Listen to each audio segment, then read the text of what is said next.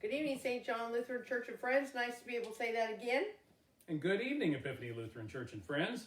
I'm glad to be back with you all. Thanks for my wonderful husband doing last week's gathering. I don't have any comments to make yet, but next week I will share maybe my side or if I agree with all of his part of the story. So we'll give it another week. But you did watch it before Valentine's Day, so the Valentine's gift got to be a surprise, but you all got a preview of it beforehand. So yes, and I love my Valentine's Day present. You all, they got to see it? Yes, they got to see it. And did you tell them it's part of a series? I think I did. Yeah, so I think it's the 5th or 6th. Something like that. Heart, at least, painted by David, so of that style. He's painted me other hearts, so. And I absolutely love it. My heart. That's right, and I love it. It was a wonderful surprise, and I absolutely loved it. I'm glad to be back, and for those of you who've not seen me online with Ash Wednesday, I hope you're having a good week. I'm so happy to see the sun today. It was such a relief. So I feel like I've been cranky. Excuse me, I gotta move my cough drop just for my throat, but I told David I felt like I'm worn out and cranky until we got to like Thursday, and then I finally started to feel a little bit better, and seeing the sun today made a huge difference. And I talked to my brother Tim. Those of you who've met my brother Tim I think he's been to Epiphany. Well, and he's also been on Friday Night Fun Night. No, that's true. That's right. And he was on his way from my mom's house where there was 8-9 inches on the ground in Hannibal, but they were going to be 30 degrees, which was the warmest it had been in over 12 days, and the sun was out. So like me, he was rejoicing with the sun. But I'm wearing my winter hat because it's still been cold and will be cold. They said the next 2 mornings very cold, but next week hopefully we're going to be up into the 50s and maybe even into the 60s. So that's really exciting. Yes. So thank you, Sam, for always broadcasting us, taking care of that. So with that, David, you can start away. Well, I figured that, I did some a little while ago, but I figured since so Sam and Christopher have been on break this past week for winter break, but that's because of President's Day. And I thought because of President's Day, that I would share some more presidential trivia with you. I think you confused Samuel about... President's Day was actually at the start of the week, Sam. I know. But that was why they had winter break, though. But. Sam, do you know President's Day? Yes. What president it's meant to celebrate? Abraham Lincoln or George Washington. George Washington, yes. So, but there you go. So, and here's what I got. So, Sam, who was the only president to be unanimously elected? I would think FDR. Oh my gosh. George Washington. George Washington. He's the founding George father of our country. Washington. He is also the only president that refused his presidential salary, which was $25,000 a year. Something you can't say about anybody anymore. So, Sam, who was the only president to not represent a political party? It would have to be an early president. No, well, yeah, it probably would be George Washington. George Washington. That's right. Gee, wouldn't that be nice? And here's something for that you would be interested in, Pastor Mary. Yes, what's that? So Lincoln Logs was, of course, named after. Yes, and they were designed by Frank Lloyd Wright. No, not Frank Lloyd Wright. His son. Yes, that was what I was going to get to. Okay, yes, because they have them on display at his home in Oak Park, Illinois, one of his homes that he had. Yeah. Yes. His early home with his first wife and his children. I am a fan of Frank Lloyd Wright. Not necessarily his personal life, but of his professional life and of his architecture. I love it. So I saw that there and I thought, God mentioned that fact about it. So, but what do you got for us, Pastor? Well, because I flew this week for the first time in over a year. I flew to St. Louis on Southwest and flew back, and actually it went really well. The flight to St. Louis was only a little more than half full, so I had no one in between me. But on the way back, they sent a note 2 days ahead saying that the flight was going to be quite full, which it was. It was probably 90% full. They said you could switch to another flight for free, but they couldn't guarantee that one be full. And I didn't want to take 5 hours to get home. It took only about an hour and less than an hour and 10 minutes to get here from St. Louis. So I decided to stay on my flight. So, and I will share a little story about the young woman that sat by me on the way back, which was really great, and a connection with Samuel that was really interesting about how life is. So anyway, using Sherry Tidwell's gift to me, the laughter of the best medicine from Reader's Digest, also in honor of my mom, whose house I was at going through stuff. My mom loved Reader's Digest, and she loved jokes. And so, Sherry, thank you for this. It was very, very good. And so I have jokes about, well, actually, I was going to do some of the jokes about flying in airplanes. Since most people haven't done that lately, but hopefully this year you'll get to.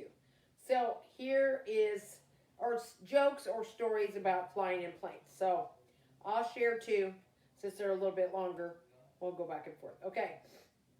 Now, this is an old name, Elaine Boosler, who was a comedian. She had red curly hair. I haven't seen her as a comedian in a while, but she says, it doesn't make sense. You're flying at 500 miles an hour, 30,000 feet in the air, and the pilot tells you to feel free to roam around the plane. But when you're on the ground, taxiing to the gate at 1 mile per hour, he tells you to remain seated for your own safety. That's a good one. And then Seymour Rosenberg's comment was, why is there mistletoe hanging over the baggage counter? Asked the airline passenger amid the holiday rush. The clerk replied, it's so you can kiss your luggage goodbye. Which I thought was pretty good. So, okay, one more. A student pilot was making his first helicopter flight, something I've never done and don't ever plan to do, if I can help it. Unless I have to, from a hospital to another one. After the takeoff, the instructor explained the instruments and pointing to the rotor blades said, that's the air conditioning. The pupil looked at him in astonishment and the instructor said, you don't believe me, do you? Just wait until we reach 3,000 feet and I shut it off. Then you'll see what a hot spot this can be. All right, that's mine to start with. So some strange ones. Is everything okay? Yeah, no, okay. I'm good. It was a spam call. Oh, okay. All right. So some strange things on here. Now, Grover Cleveland was known as the only president to be elected to non-consecutive terms, so that he was both our 22nd and 24th president. Okay. But do you know what other distinction Grover Cleveland had? No. He was the only president in history to hold the job of a hangman. Wow. He was once the sheriff of Erie County, New York, and twice he had to spring the trap at a hanging. Oh my gosh. Wow. So I don't think I want that job. Who is the first known president to, and by the way, we might have gotten the attention, I almost hope we have gotten the attention of Justin Kinney, because Justin, if he's on, is probably trying to guess some of these, because the last time I did presidential trivia, Justin tried to guess some of this. So well, you better send him a text and make sure he watches. I was going to say, Justin should probably get on at some point. And for those from St. John who don't know Justin, Justin is a member of Epiphany and he is a lawyer. A lawyer, yes. Yes. Yes. But who is the first known president to go on record as seeing a UFO? I have no idea. Sam, any guesses? What's crazy? I don't know. Jimmy Carter. Wow. Jimmy Carter is the first known president. So To see a UFO? that went on record as seeing a UFO. Yes. Wow. Yeah. Wow. How about this one? What president was known to skinny dip in the Potomac River? Thomas Jefferson? I don't know. John Quincy Adams. Wow. So He was a flasher, huh? of course, I think he was also the one that I think read that also had like a pet alligator or something like that. Oh, So, I'm sure. but, He sounds like quite a guy. who had the most children? Was it Theodore Roosevelt? No, John Tyler. John Tyler had 8 by his first wife and 7 by his second. Wow. He was 70 years old when his last child, Pearl, was born. Wow. And says he was also the first president to get married while in office, though his 8 children from his first wife did not approve of the wedding and did not attend. Goodness. Well, so, there you go. Even Family presidents can have, I was dynamics. going to say, even presidents can have problems with their families. That's it. That's it. So, wow. There you go. Wow. All right. What do you got? Hang on. Sorry. All right. I'll tell my jokes and then I'll tell the rest of the story. An elderly woman was nervous about making her first flight in an airplane, so before takeoff, she went to speak to the captain about her fears. "You will bring me down safely, won't you?" she anxiously inquired. "Don't worry, madam," was his friendly reply. "I haven't left anyone up there yet." A jet ran into some turbulent weather. To keep the passengers calm, the flight attendants brought out the beverage carts. "I'd like a soda," said a passenger in the first row. Moving along, the attendant asked the man behind her if he would like something. "Yes, I would," he replied. "Give me whatever the pilot is drinking." And speaking of which, and if anybody's flown, so it was just water and a little snack bag is what they gave us. Okay. And I picked up my own water, so I made sure I had some, but they did a good job. I was very good job coming and going.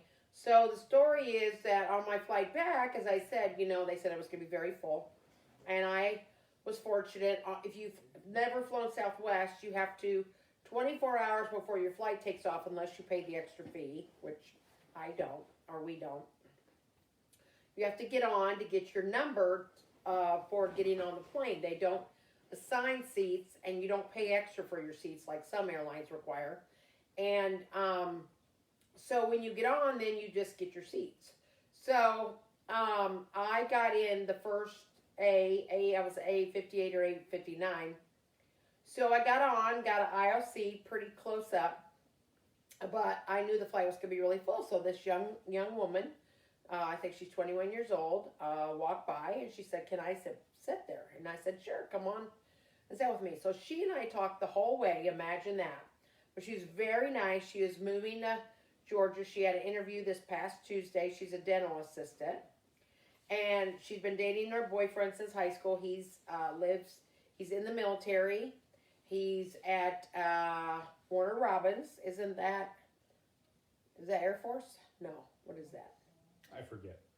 Well, I don't think it's Army. I think it might be Air Force. Yeah. So anyway, she's from Illinois and I'm from Illinois, and so we were talking about, life there and everything.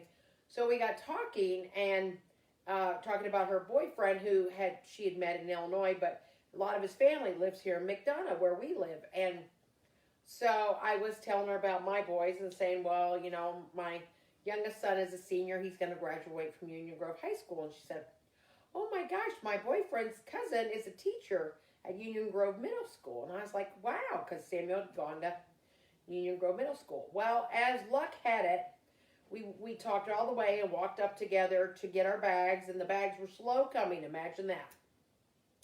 We waited about 20, 25 minutes for the bags to get up there. So Samuel and David and Christopher all came and got me. So Samuel got out of the car to come help me find my bags. And this young woman's boyfriend and his aunt had driven to the airport, so he got out. And we were standing together, and she introduced us to her boyfriend, and I said, "This is my son Samuel." And I said to him, "So I hear your cousin is a teacher at Union Grove Middle School." And he said, "Yeah, his name is Mr. Parker. Mr. Parker." And Samuel goes, "Oh, Mr. Parker, he was one of my favorite teachers at Union Grove Middle School." And the young man said, "Oh, well, now he teaches at Union Grove High School," which is where Samuel's senior. And Sam said, "Well, I thought I saw him in the hallway." So I said, "I'll have to look him up." So it just kind of, and when Samuel said he was one of his favorite teachers, his cousin said, "Yeah, we've kind of heard that he's a pretty popular teacher, And what did he teach you? Math. So Mr. Parker. So pretty cool, the connections that are made on an airplane. And I will say, a long time ago when I was in seminary, before I had met David, I met a guy on an airplane and I actually dated him. and he lived in Pennsylvania, and we met on the plane and talked the whole way. And yes, I wound up going out with the guy I met on an airplane. There you go. Kind of funny. Samuel's like, okay, Mom, whatever. So, all right, your turn. My turn. All right. So, here's some. What Woodrow Wilson was known to be quite the golfer. Okay.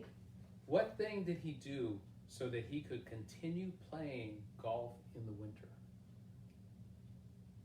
He had an indoor golf course built. He would paint his golf balls black. Wow. So he could play golf out in the snow. Wow. So there you go. Speaking of which, though, I just got to say this. It was on the news last night that there is a golf ball place. I thought it was here in the area that was needing to hire people if somebody was looking for a job, because There we go. there's such demand for people playing golf right now that they don't have enough help to Okay. work at the golf ball factory. Yeah. So, by the way, if you think that elections have gotten bad lately, and we haven't gone through a presidential election, that caused some controversy. So anyway, just to let you know that it has been bad for a long time now, I would take you back to the John Adams and Thomas Jefferson campaign. Okay. When John Adams said in his campaign propaganda that if Thomas Jefferson were elected, murder, robbery, rape, adultery, and incest will be openly taught and practiced. But they resolved their differences later and wrote many letters to each other afterwards. They So- had a whole. Oh yes, it was. Oh. That's just a very small And who tidbit. was that? John. John Adams said this about Oh, Thomas Jefferson. Yeah, they had a So- lot big Yeah. problems. Yes, Yes. they did. Yes, they did. How many cigars did Ulysses Grant, S. Grant, I think was he known to smoke? every painting, or I think there's photos of him. He always had a cigar. He smoked at least 20 cigars a day. Wow. And it was said that after a big victory, war victory, there was the nation sent him more than 10,000 cigars. But of course, you know what? What age did he die at? Well, you know what he died of? What? Throat cancer. Yeah. Oh, whoa, that's crazy. Not a big surprise. But anyway, and by the way, what president won the most nearly perfect male figure award when he was in college? John F. Kennedy? I'm gonna guess Reagan. Very good, Oh, that's Sam. Now, Eureka From College in Eureka, Illinois. This is University of California in Oh. 1940. But he went to Eureka College, Well, too. he was. So this is probably afterwards. You know what? I think the college gave it to him when he Oh, was okay. afterwards. I was gonna say, 'cause- yes, no, that's Because true. Eureka, Illinois, which is close Yeah. to Bloomington, Normal, where we lived, is known as the College of Ronald Reagan. Yeah, So that's true. he was a Hollywood movie star. You know that, Samuel. I know. Okay. Yeah. Yeah. You have a look on your face. Somebody say something? How many presidents have been only children? I don't know, 2 or 3? None. Wow. None. I wonder how many of them have been oldest children. Oh, that's a good question. That would be, I'm sure, a high number. Yeah. So, Yeah. Samuel's reading your comments, whatever you're saying. No. It must be good. Oh, okay. All right. A small plane with an instructor and student on board hit the runway and bounced repeatedly until it came to a stop. The instructor turned to the student and said, "That was a very bad landing you just made." "Me," replied the student. "I thought you were landing." Gee, that's really a problem, isn't it? So, the 747 was halfway across the Atlantic when the captain got on the loudspeaker. "Attention passengers, we have lost one of our engines, but we can certainly reach London with the 3 we have left. Unfortunately, we will arrive an hour late as a result." An hour later, the captain made another announcement. "Sorry, but we lost another engine. Still, we can travel on too. I'm afraid we will now arrive 2 hours late." Shortly thereafter, the passengers heard the captain's voice again. "Guess what, folks? We just lost our 3rd engine. But please be assured we can fly with only 1. We will now arrive in London 3 hours late." At this point, one passenger became furious. "For Pete's sakes," he shouted, "if we lose another engine, we'll be up here all night." Okay. At an airline ticket counter, I don't even know that they do this anymore. I think they do. A small boy with his mother told the agent he was 2 years old. The man looked at him suspiciously and asked, "Do you know what happens to little boys who lie?" "Yes," he said. "They get to fly at half price." I don't know if they do that anymore. They used to. Yes. Pilot to airline passengers. Ladies and gentlemen, I have some good news and some bad news. The bad news is that we have a hijacker on board. The good news is he wants to go to the French Riviera. Take that as a joke, okay? Not anything about hijacking, okay? What's a sure sign you're flying the wrong airline? What's that? The pilot has a heart attack and the air traffic controller talks the flight attendant through takeoff. Through takeoff. Okay. Okay. The Concorde is great, said Howie Mandel. Traveling at twice the speed of sound is fun, except you can't hear the movie till 2 hours after you land. All right. Your turn. Well, I got one more for you. So we do know that different presidents have been known for what they eat or they don't eat, right? Right. I remember specifically when Ronald Reagan became a president, there was a whole big thing on jelly beans, wasn't it? Ronald Reagan? Yes, Ronald Reagan was jelly beans, and George hated H.W. Bush hated broccoli, right? Yes, yes. So that was kind of the big one. Yes. I think Bill Clinton was known for McDonald's hamburgers, if I recall, was Yes. something like that. Yes. And of course, Jimmy Carter was a peanut farmer. Right. But what was William Howard Taft known to eat? Liver pate. Possums. Possums was one of his favorite food. It says here that he liked it so much that he served a 26-pound possum alongside the turkey at the first White House Thanksgiving, his first White House Thanksgiving in 1909.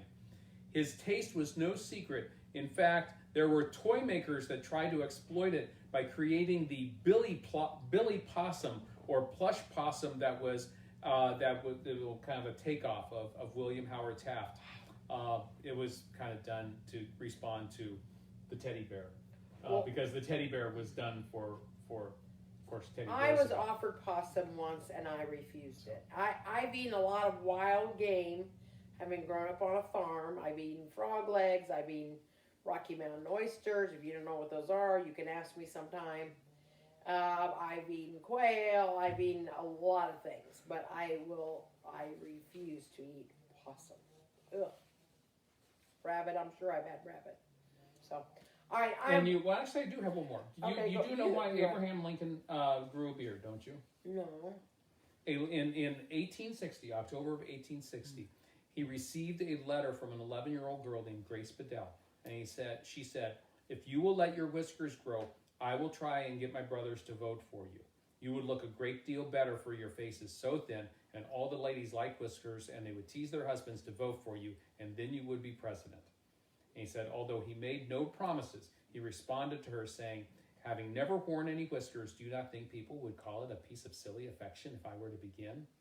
But less than a month later, he had a full beard, and we've known him with a beard I was going to ever say, since. now there are pictures, I think, without.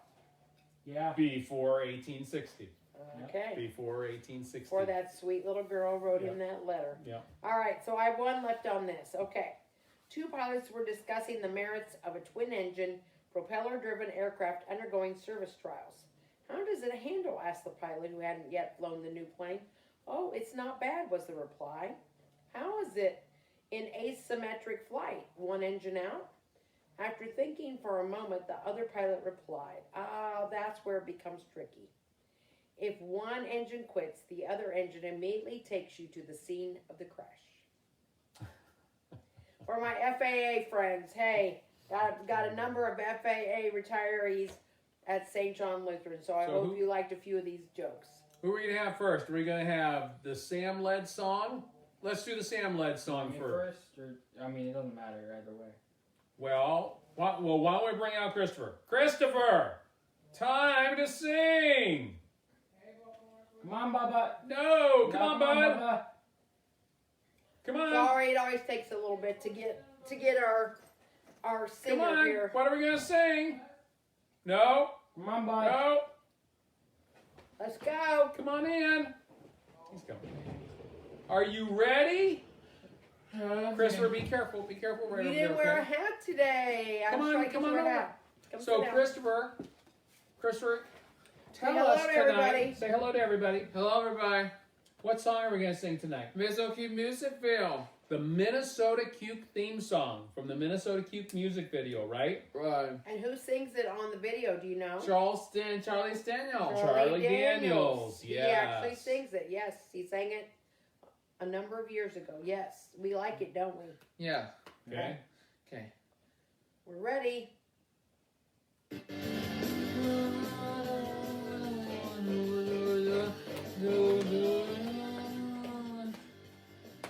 Turn up a minute. Carnival, Mongol, Geekos, the boar, rode through the desert just to hit in the store, swinging across the river, jumping through the trees, rolling down the canyon, stirring up a breeze, handsome as a movie star, fearless as a lion, so outrageous like hero for all times, got it all again, got it feeling on, don't understand you are talking about, Minnesota Kid, Minnesota Kid, headed for adventure, looking for the truth. Brave as a Christian, looking danger, I ain't it on. Minnesota Kid, Minnesota Kid, searching for treasure, trying to find a girl. He's the one living on the streets in the carnival gone.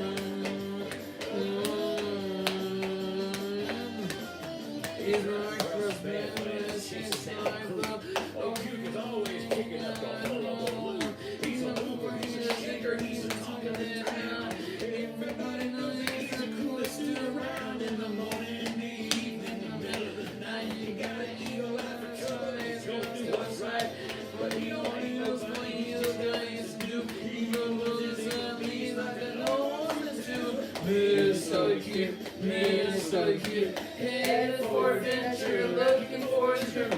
Brave as a Christian, looking danger, I ain't it on.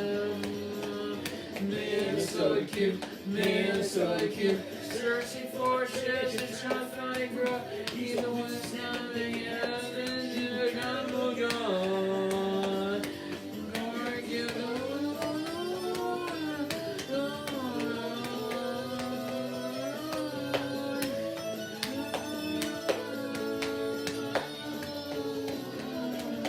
Minnesota Kid, Minnesota Kid, headed for adventure, looking for the truth. Brave as a Christian, looking danger, running on. Minnesota Kid, Minnesota Kid, searching for treasure, trying to find a group. He's the worst number in our strength to the carnival gone. Minnesota, now he's the worst number in our strength to the carnival gone.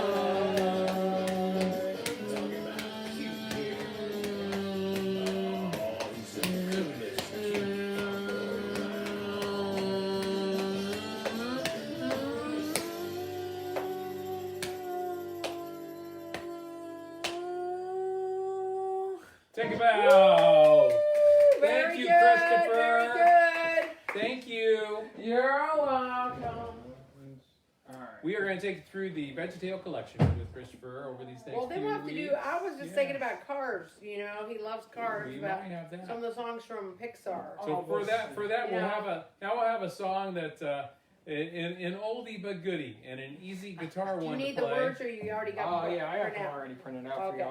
All right. Hopefully y'all can see it. Since while we're we do still this. in February, the love month, because of Valentine's Day, we're gonna sing. They'll know we are Christians by our love. Correct? Exactly. All right. You guys both see it okay? I know it. I know. Oh, most I've of sang it, this since but- second grade. Yeah. Alright, well I now know. Alright. I know. I've sang a long time though. Alright. We are one in the Spirit, we are one in the Lord.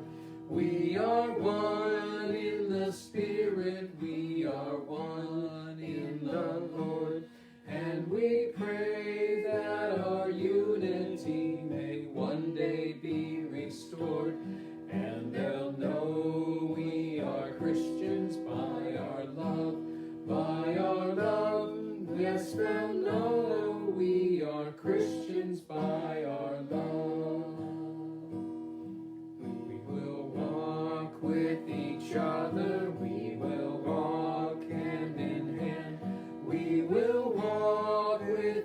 each other we will walk hand in hand, and together we'll spread the news that God is in our land. And they'll know we are Christians by our love, by our love. Yes, they'll know we are Christians by our love. We will work with each other, we will work side by side. We will work with each other, we will work side by side. And we'll guard each one's dignity and save each one's pride. And they'll know we are Christians by our love, by our love. Yes, they'll know we are Christians by our love. All praise to the Father, from whom all things come, and all praise to Christ Jesus, his only Son. And all praise to the Spirit who makes us one. And they'll know we are Christians by our love, by our love. Yes, they'll know we are Christians by our love. Thank you, Sam. Thank you, Samuel. So I have a few announcements to share. You may have received this one. Hang on one second. I need to make sure I say everything correctly. So I had gotten a call the other day from Tanya Cunningham. Her mom was Tommy. Sorry, hang on. She was a former member. She was part of the earliest part of the church. She was a charter member, and she died on Wednesday. She'd had dementia and I think had pneumonia and died. Her funeral will be tomorrow at 2 o'clock in Griffin at Connor Westbury. I believe I got it right. I'm terrible with those names. I'm sorry. The visitations are 12:30 to 2, and the service is at 2, and I will be officiating. She will be buried at a later time at Forest Park. When she moved to Stockbridge, Georgia, she joined St. Timothy Lutheran in Forest Park, but that church has since disbanded, but she will be buried there at a later time. I also received word from Sherry Tidwell today. If you know Steve Trawick, who is the director of the 5 Loaves, 2 Fish food pantry in Griffin, Sherry shared with me the sad news that Steve's 18-year-old grandson was shot and killed, I believe, yesterday in an incident in which some young adults were together and another group came over and people got out shotguns from what the report says, and he was shot and he was killed. From what Sherry said to me, if you want to send Steve an email, if you know him, or note on Facebook, but especially I'm asking you to pray for him, but I would say unless you know Steve very well, it's probably best to just give him and his wife and family some time right now, and just please lift them up in prayers. I know nothing more than what Sherry shared. I don't think any arrangements or anything has been planned yet, but if we find out, I will be sure to share that. If I find anything out tomorrow when I do service for Sunday, I will share that, and we will be certain to share that news as soon as possible. I'm very, very sad at the loss of his grandson. He was only 18 years old, and it seems to be a very tragic situation, and my heart goes out to Steve and all of his family at the loss of his grandson. So if you would please keep them and keep Tommy's family in your prayers. I know that they would greatly appreciate it. One final thing is a prayer request. I asked for Pastor Hako von Haka. Pastor Hako was the founding pastor of St. John in Griffin. And I talked to him last night just to let him know about Tommy's death and to invite him to the funeral and also to check on him. And he said, well, he was feeling well, but he was having some lung issues. He does not have COVID, but he's having some problems with his lungs. And he said, well, I feel great, even if the doctor says differently. So, but I asked him if we could pray for him, and he said yes, he would very much be thankful for prayer. So my prayer is that they will be able to find out exactly what's going on and be able to give healing to Pastor Hako's lungs. So if you would lift Pastor Hako up in your prayers, I know that he and Michelle would be grateful for that prayer. And anybody who knows Pastor Hako knows he's a rascally kind of guy, but he's a great guy, and I love him dearly, and I've known him a long time. Not as long as some of you have known him at St. John, but I've known him since 1996, and he is quite the guy. So we just want to keep him in our prayers. So. And no updates for you all on Virginia Steninger. If you've been watching the devotions this past week, more than if you haven't, just to let you all know that Virginia has been moved to Abbey Hospice in Social Circle. So we don't know how long Virginia has at this point, but we just keep prayers for Virginia and for Ruth and Scott, her son and daughter, and during this time. So keep praying for Virginia. Don't forget we have Zoom coffee hour at noon on Sunday with online service at 10 o'clock. And we also have the Bible study starting on Sunday at 4 o'clock through Zoom. So if you would like to be a part of that and you have not let Jill Roy or myself know, we need to know. I will be sending that information out. I think the Zoom, if it hasn't been sent out, it will be sent out. But you need to have the Zoom code to be able to get on for that so that the group can interact with each other. So please check that out. And I will not be on Zoom coffee hour this Sunday as we are going to take a little trip up in northern Atlanta to do a little shopping. And so in order to do so, we're going to head out after church on Sunday. So I will miss you all on Zoom coffee hour, but I hope you will join and have a great discussion, and I'll look forward to being with you all again next week. Drive-in service at Epiphany at 11 o'clock, followed by, it will end with a drive-through communion. And so also know that the information is out there for our Lenten study, which will be on Tuesday nights at 7:30. For those of you that have joined, just know that the Zoom information is there in the bulletin that you've received. If you've gotten a book, I've also sent you that Zoom link as well, so I invite you there for that. And you're more than welcome to join either one, whether you're part of one church or the other, or you're just someone who joins us.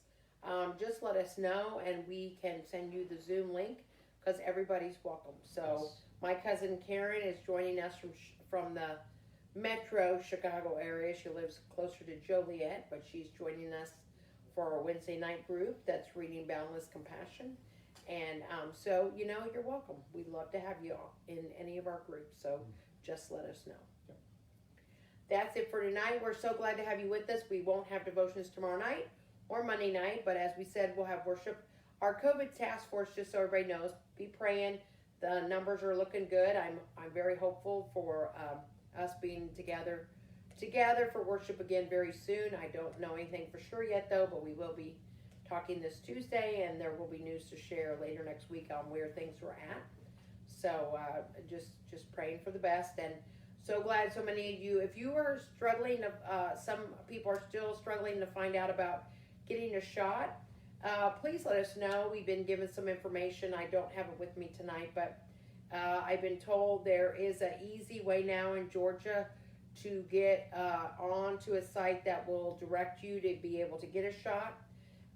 And I know now, I understand that anyone who's not currently eligible for the shots, there is now a national site, I believe, and we'll try to share those informations that you can go ahead and sign up, and they'll have you in the database so that when your turn comes up that you're eligible, they will send you the information to be able to get a shot. And also we want to continue to pray for Texas. I've tried to look to see what Lutheran Disaster Response is doing there. Haven't been able to get a clear picture of that yet, but I will be checking. Hope to have something to share tomorrow for places where if you'd like to contribute funds for the many hundreds of thousands of people, if not millions, that have been suffering in Texas and Oklahoma and some of the other places. But hope to have information to share with you tomorrow if you would like to contribute. But let's be praying for all of the people, especially those who are suffering without heat, without water, without food. It's really been such an awful week for so many people, and we just want to pray that the groups that we know that can make a difference are getting in there and bringing heat, bringing warmth, bringing water, because it's just been so dire. So please let us keep praying and reaching out. And if you have family and friends, I hope you're reaching out to them and praying for them as well, and hopefully we can all make a difference for them soon. Okay. That's it. Lord bless you and keep you. The Lord make his face shine on you, be gracious to you, The Lord look upon you with favor. and give you peace. In the name of the Father, and the Son, and the Holy Spirit. Amen. Amen. Oh, you go the opposite way, me. That's all right. Okay. We're okay. All right. Good night, Good everyone. night, everybody. Take care.